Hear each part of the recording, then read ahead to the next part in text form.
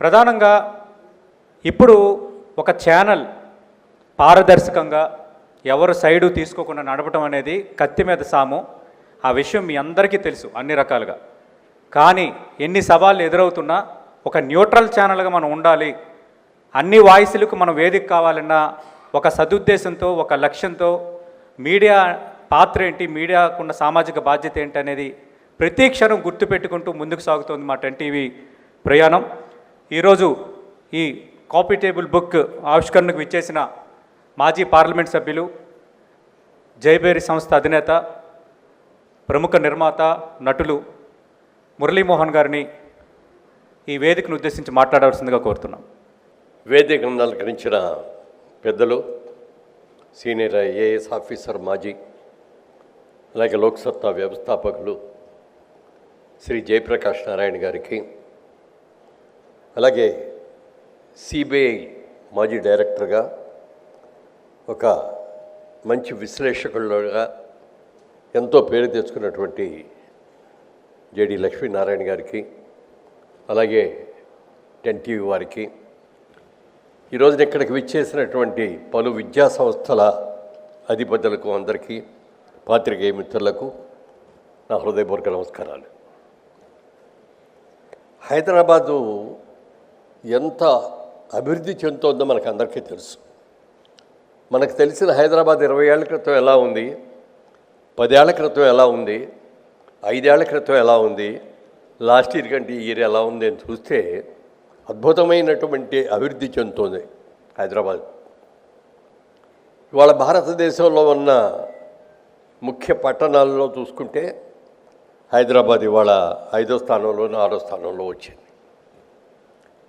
ఇవాళ outer ring రోడ్లు కానీ, ఇంటర్నేషనల్ ఎయిర్పోర్ట్లు కానీ, అలాగే ఇంటర్నేషనల్ బిజినెస్ స్కూల్స్ కానీ ఎన్నో వచ్చినాయి. విద్యా సంస్థలు కూడా అద్భుతమైన విద్యా సంస్థలు వచ్చినాయి. అయితే ఇక్కడికి కొత్తగా వచ్చిన వాళ్ళకి కానీ, లేకపోతే పిల్లలు బాగా చదువుకొని కాలేజీ లెవెల్కి వచ్చిన తర్వాత కానీ వృత్తి విద్యాల్లో చేరాలన్నా కూడా అసలు ఏమేం కాలేజీలు ఉన్నాయి, ఎక్కడెక్కడ ఉన్నాయి, వాళ్ళు ఏం కోర్సులు చేస్తున్నారు, వాళ్ళ స్టాండర్డ్స్ ఏమిటి, వాళ్ళ గ్రేడ్ ఏమిటి, వాళ్ళ ఫీజులు ఏమిటి, ఇవన్నీ కూడా తెలియాల్సిన అవసరం చాలా ఉంది. పేపర్లు చూసుకున్నో, లేకపోతే ఇంటర్నెట్లోకి వెళ్ళో, లేకపోతే ఇంకో చోట చూసుకున్నా కూడా ఇదంతా కూడా చాలా కష్టమైన పరిస్థితి.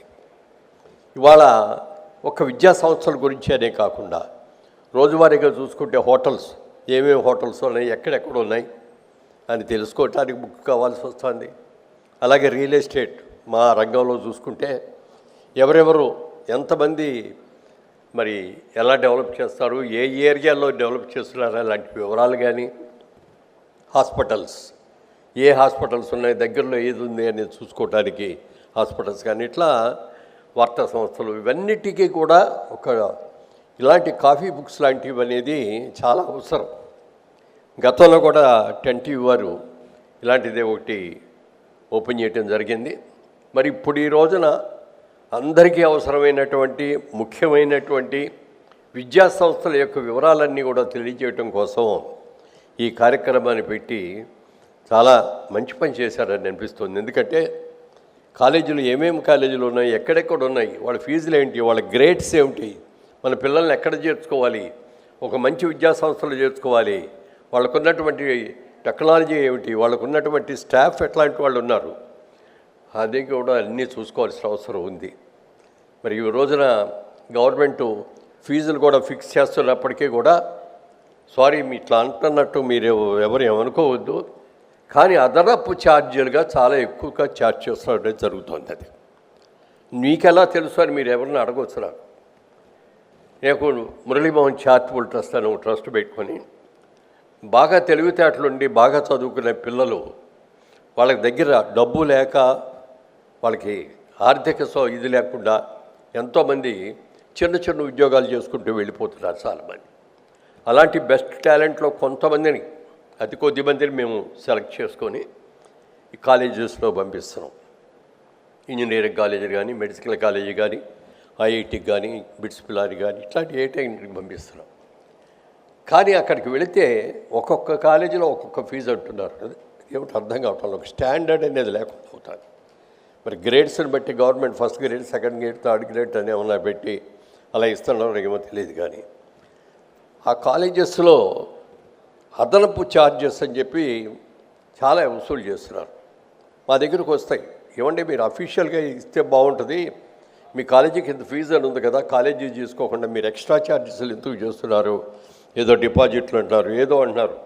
అంటే అది తప్పు అని నేను అన్ను. ఇవాళ రోజున గవర్నమెంట్ ఫిక్స్ చేసిన రేట్ల కంటే మీరు చాలా ఎక్కువే ఖర్చు పెడుతున్నారని నేను అనుకుంటున్నాను.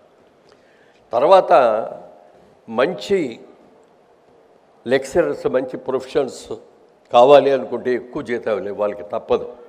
ఇదివరకటి రోజులో బతకలేక బడిపంతులు అనేవారు. ఇవాళ రోజున బడిపంతుళ్ళు, లెక్చరర్స్, ప్రొఫెసర్స్ అందరూ కూడా అద్భుతంగా మంచి మంచి శాలరీస్తో చాలా చేస్తున్నారు. అందుకని దయచేసి అలాంటిది ఎక్కువ ఫీజులు మాత్రం చేయకండి. ఎందుకంటే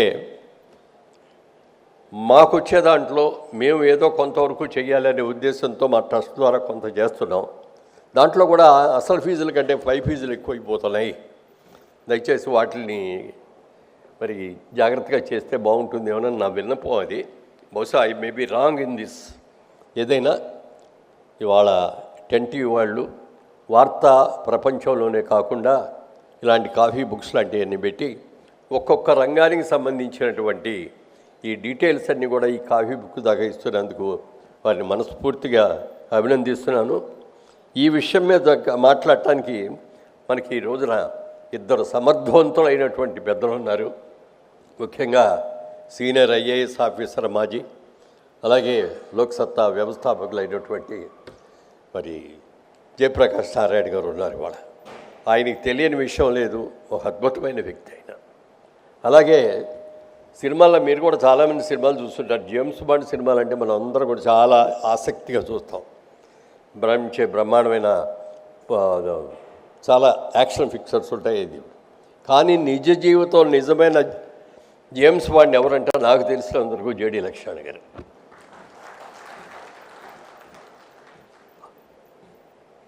అంటే తన డ్యూటీ ప్రకారం ఎంత అద్భుతంగా చేయటానికి అవకాశం ఉంది అనే దాన్ని మీరు చూసుకొని దాన్ని సాధించడానికి ఒక ప్రణాళిక వేసుకొని ఆ ప్రణాళిక బయటికి లీక్ అవ్వకుండా ఉండాలి, దాని గురించి పూర్తిగా అవగాహన ఉండాలి. అవన్నీ కూడా చేసుకొని అద్భుతంగా చేసిన జేడి లక్ష్మణ్ గారు అంటే నాకు చాలా చాలా ఒక సినిమా హీరోని చూసినట్టుగా ఉంటుంది. ఆయన చూస్తే నాకు ఆయన పర్సనాలిటీ కానీ ఆయన మాట్లాడే విధానం ఎంత అద్భుతంగా మాట్లాడతారంటే ఆయన కూడా వాళ్ళు చాలా కాలేజెస్కి వెళ్ళి ఆయన మాట్లాడుతూ ఉంటారు. వ్యవసాయం గురించి బ్రహ్మాండంగా మాట్లాడుతూ ఒకసారి ఎప్పుడో అన్నారు, ఓ ఫామ్ కొనుక్కొని వ్యవసాయం చేసుకుంటూ ఉండాలండి అనిపించింది. ఒక ఎడ్యుకేషన్ ఇన్స్టిట్యూట్లో కూడా పెడితే చాలా బాగుంటుందండి. ఎందుకంటే మీకున్న అనుభవానికి మీరు అది కూడా చేస్తే బాగుంటుంది అని కోరుకుంటూ 10TV వారికి ముఖ్యంగా ఈ రోజున ఈ అవకాశం నాకు ఇచ్చినందుకు మనస్ఫూర్తిగా హృదయపూర్వకంగా కృతజ్ఞతలు తెలియజేస్తాను. Thank you. Thank you so much, Murali Mohan garu, for addressing the major concern. చాలామంది ఆలోచిస్తారు ఫీజు అనేసరికి కట్టగలమా లేదా, కట్టినా సరే దానికి తగ్గ ఎడ్యుకేషన్ దొరుకుతుందా లేదా అనేది కూడా నిజంగా ఒక భయమే. So sorry for saying this. And development లాంటి విషయాల గురించి కూడా మాట్లాడినందుకు thank you so much. Muralimohan గారు, మీరు అన్నట్టుగా ఈ ఫీజు అనేది ఒక పెద్ద సమస్యగానే ఉంది. 10TV దీన్ని కూడా బాధ్యతగా ఫీల్ అయ్యి సార్, చాలా సందర్భాల్లో ఈ ఫీజు నియంత్రణకు సంబంధించి ప్రభుత్వ దృష్టిని ఆకర్షించేలా, ప్రభుత్వంలో ఒక మార్పు తీసుకొచ్చేలా చాలా కార్యక్రమాలు చేపట్టింది. గతంలో మేము ఒక 2-3 రోజులు దీనిపైన చేసిన ఒక స్పెషల్ డ్రైవ్ వల్ల ఈ ఫీజు నియంత్రణకి ఒక ఉస్మానియా యూనివర్సిటీ మాజీ వీసీతో ప్రభుత్వం ఒక కమిటీ వేసింది సార్. అంటే 10TV ఆ కమిటీ వేసినంత వరకు పోరాటం చేసినట్టుగానే కార్యక్రమాన్ని జనాల్లోకి తీసుకువెళ్ళింది. ఖచ్చితంగా మీరు ఇచ్చిన ఈ సలహా కానీ, మీరు లేవనెత్తుతున్న అంశాలు కానీ, అలాగే విద్యా వ్యవస్థలో ప్లస్లు ఉన్నాయి, మైనస్లు ఉన్నాయి. ప్రధానంగా ఈ ఫీజుల విషయంలో గ్రేడ్స్ లేకపోవడం అనేది కూడా ఒక పెద్ద చర్చనీయాంశం. ఖచ్చితంగా ధన్యవాదాలు సార్. మీరు అద్భుతమైన ప్రసంగం